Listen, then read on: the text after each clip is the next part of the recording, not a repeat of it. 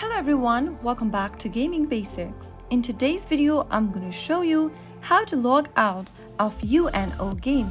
Launch open the UNO application and make sure that you're inside this main interface. If you're logged into your account and you'd like to log out of it, go ahead and tap on the settings button at the bottom left hand corner. Now, click on the account center at the bottom right and then you'll be able to see the account that you're logged into UNO with on the left hand side menu. I'm currently logged in with my Game Center account, so if you want to sign out of it, simply click on the switch account button and then click on OK when it asks you if you're sure you'd like to log out. Soon after you do that, you'll be able to log out of your UNO game from the account that you're connected with. So that is how it can be easily done.